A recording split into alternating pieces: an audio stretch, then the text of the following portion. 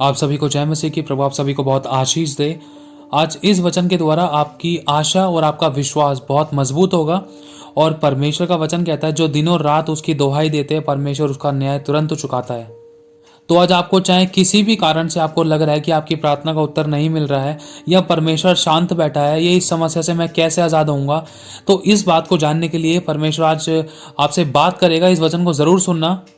आज आप जान पाओगे कि शारीरिक और आत्मिक जीवन में क्या घटनाएं घटती हैं और हमें शत्रु पर जय कैसे पानी है, और हमें सामर्थ और आशीष कैसे पानी है, और शैतान का सर कैसे कुचलना है, और शैतान का नंगा तमाशा कैसे बनाना है कि वो हमारे सामने से भाग जाए, और शैतान की बातों को नो और परमेश्वर की बातों को यस कैसे करना है, और परमेश्वर की आज्ञा को समझना कैसे है और उसके अनुसार चलना कैसे है।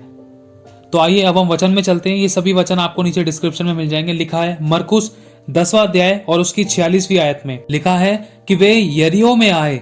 मतलब कौन? ये यीशु मसीह के चेले और यीशु के लोग हैं और यीशु मसीह। और लिखा है आगे, और जब वह और उसके चेले और एक बड़ी भीड़ यरीहो से निकलती थी, तब तिमाई का पुत्र बर्तिमाई एक अंधा भिखारी सड़क के किनारे बैठा था।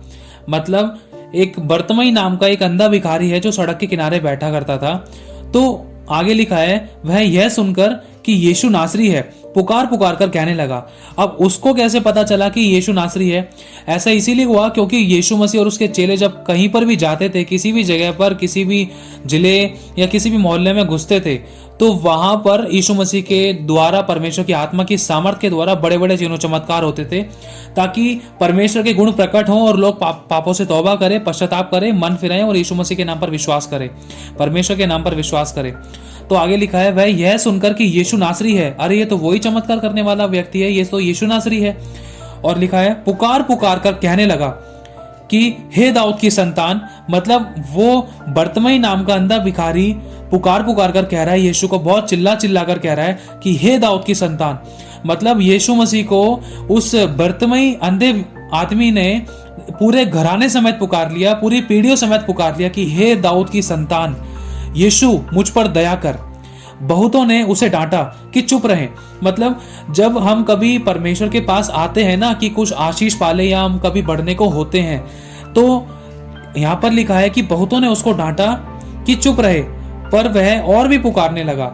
तो मतलब जब कभी भी आप आशीष पाने को होते हो, या जब कभी भी आप परमेश्वर की उन्नति, सच्चाई, खराई, पवित्रता में चलकर और उसकी भरपूरी को पाने के लिए होते हो, जैसे ही पाने को होते हो ना, उसी समय या उसके आसपास ही शैतान किस तरीके से काम करता है, लोगों के द्वारा काम करता है। कैसे कि नहीं, तू वहां पर मत जा, तू चर्च मत जा, तुझे आराधना नहीं करनी, तुझे प्रार्थना नहीं करनी, या कभी कभी शैतान अपनी खुद की अभिलाषाओं में फंसा देता है। और यहाँ पर शैतान ने किस तरीके से काम किया उस अंधे भिखारी के जीवन में कि वो अंधा मतलब कहीं चंगाई ना पाले, तो शैतान ने काम किया उन लोगों के द्वारा। लिखा है कि जब उसने पुकारा कि हे दाऊद की संतान, यीशु मुझ पर दया कर, आगे लिखा है कि बहुतों ने उसे डांटा कि चुप रहे, पर वह और भी पुकारने लगा।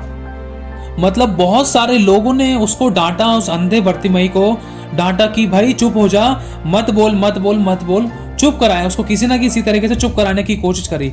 तो आगे लिखा है कि वो चुप नहीं हुआ, वह और भी पुकारने लगा। मतलब बहुत से लोग ऐसे होते हैं, मैं किसी मनुष्य पर दोष नहीं लगा रहा, लेकिन परिस्थितियां कभी कभी ऐसी बन जाती है कि अपने भी कभी कभी हमें डिमोटिवेट करते हैं। कहते हैं कि यीशु के पास जाने के बाद भी तुझे क्या मिला, अरे छोड़ दे, अरे कुछ प्रार्थना से तो कोई फायदा नहीं है, आराधना से कोई फायदा नहीं है, तेरा पति तो अब तक बदला नहीं है, तेरे घर में कुछ चेंजेस तो आए नहीं, तुझे आशीष तो मिली नहीं, तो तेरे को बच्चे की आशीष तो मिली नहीं है, तेरी नौकरी बिजनेस तो अच्छा हुआ नहीं है, तेरे घर का कर्जा तो खत्म हुआ नहीं है, तेरी बीमारियां तो खत्म हुई नहीं है।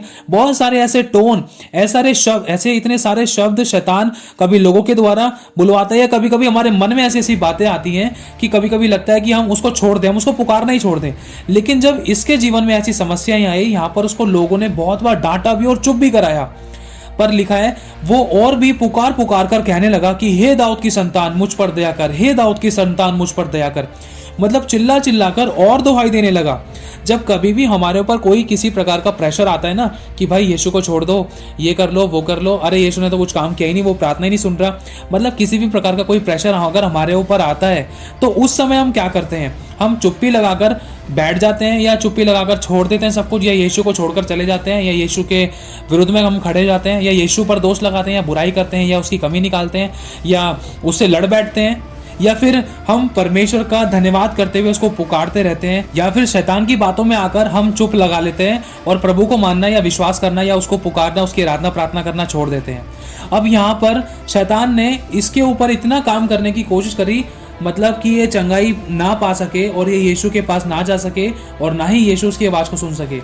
लेकिन इसने और जोर जोर से पुकार कर कहा कि हे दाऊद की संतान, हे दाऊद की संतान, मुझ पर दया कर, मुझ पर दया कर। पूरे पीढ़ियों समेत यीशु मसीह को पुकार लिया कि हे दाऊद की संतान। मतलब ये शत्रु पर इतना प्रबल हो गया। एक तरफ शैतान इसके ऊपर प्रबल होने की कोशिश कर रहा था, लोगों के द्वारा इसको डांट कर फटकार कर चुप कराने की कोशिश कर रहा था शैतान लोगों के द्वारा, और दूसरी तरफ इसने खुद ही शैतान के ऊपर हावी होकर और जोर से पुकारना शुरू कर दिया यीशु मसीह को। अब हम ऐसी समस्या में, ऐसी परिस्थिति में हम क्या करते हैं? हम शैतान की बातों को सुनकर चुप लगा लेते हैं या अपने परमेश्वर के विरुद्ध में लड़ने के लिए तैयार होते हैं, या फिर हम उसके ओर आस लगाकर विश्वास के साथ हम अपनी विश्वास और आशा के परमेश्वर की ओर ताक कर उसकी बाट जोते हैं, उसका हर बात में धन्यवाद करते हैं और उसको अपनी भलाई के लिए और परमेश्वर की महिमा के लिए पुकारते हैं। मतलब जब उस अंधे व्यक्ति ने यीशु मसीह को पुकारा तो यीशु मसीह पहली बार में नहीं सुन पाया, तो इसका मतलब ये नहीं कि ये यीशु मसीह से लड़ भिड़ रहा है या गाली गलौज कर रहा है या दोष लगा रहा है, बुराई कर रहा है या कमी निकाल रहा है परमेश्वर के वचन की या सामर्थ की या चंगाई छुटकारे की कि यीशु ने तो मेरे को चंगा किया ही नहीं। इसने हार नहीं मानी, इसने मतलब दोबारा से शैतान के ऊपर जय पाकर प्रबल हो गया। मतलब ये खुद समस्या के ऊपर प्रबल हो गया, नहीं मुझे आशीष पानी तो पानी है और देने वाला यीशु ही है, आज नहीं तो कल देगा। लेकिन इसने आजकल के बारे में नहीं सोचा, इसको पता है कि यीशु अभी निकला है, फिर पता नहीं कल किसने देखा, जब पल का नहीं पता।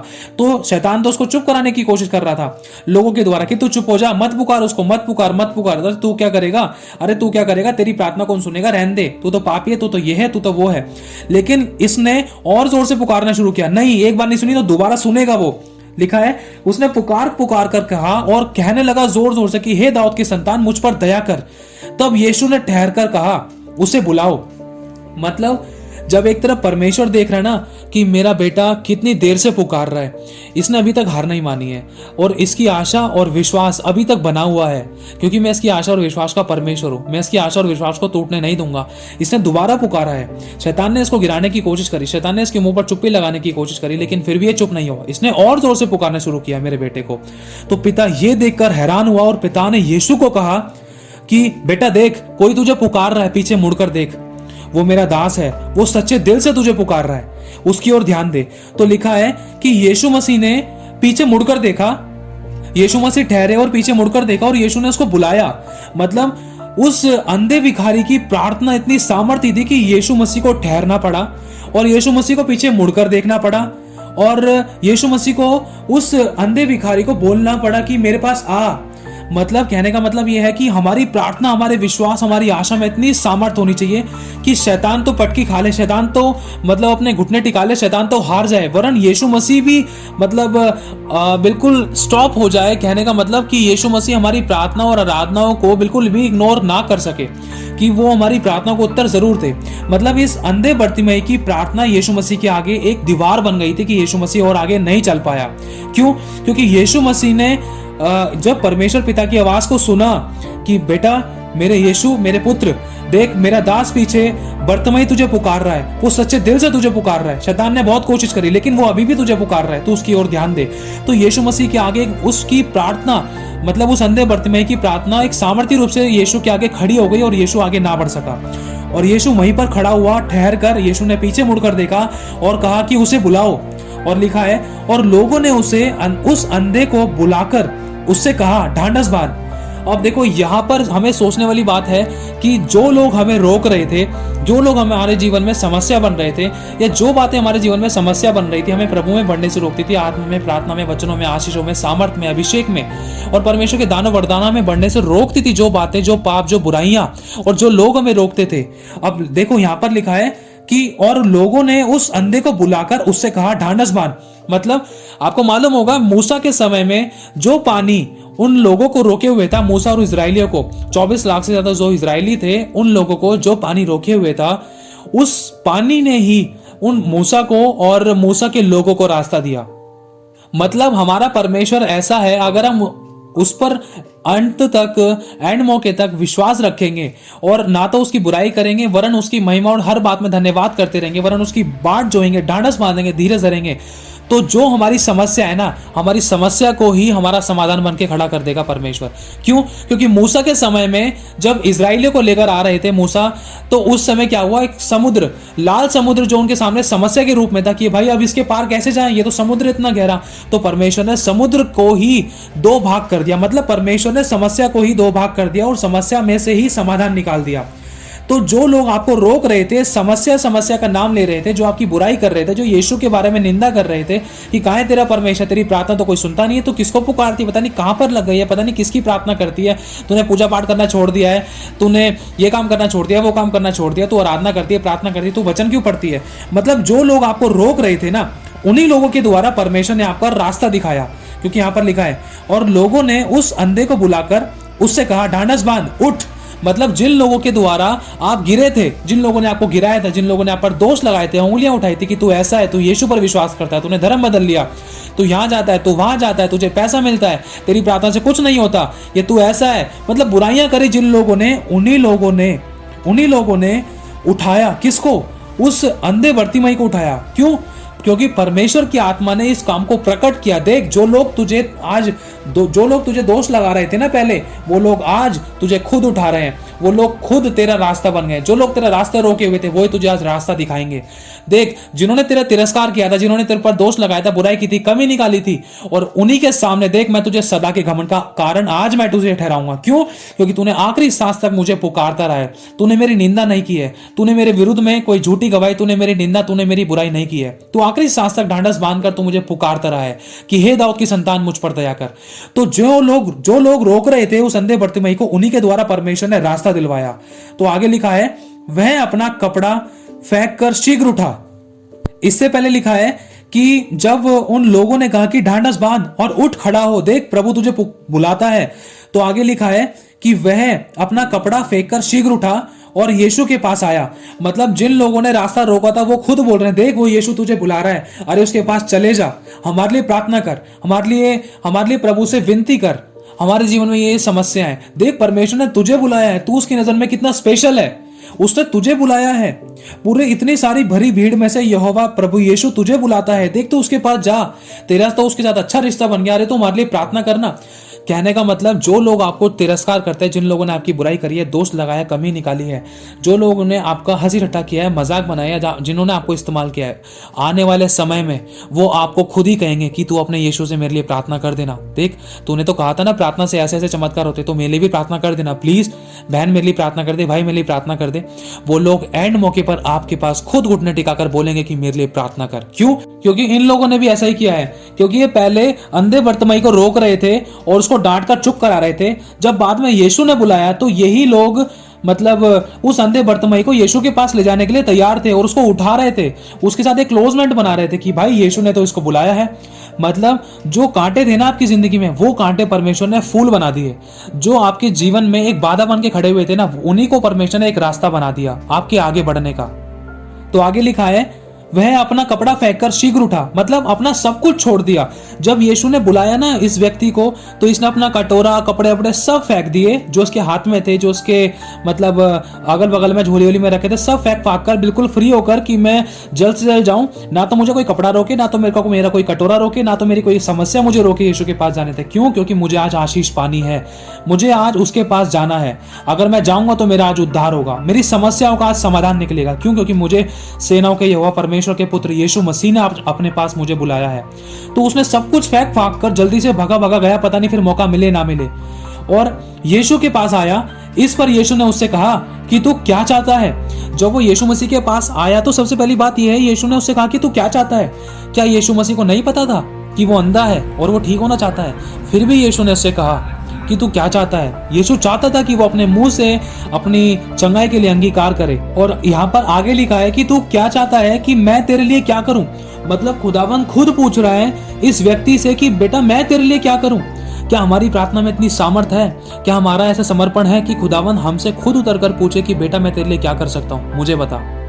ये कोई छोटी बात नहीं है, ये मत सोचना इसको पढ़ के भूल जाना, लेकिन इसको अगर आप गहराई जानोगे तो आप जान पाओगे कि सच में परमेश्वर के दिल की धड़कनों में क्या बसा है और वो हमारे जीवन में क्या करना चाहता है।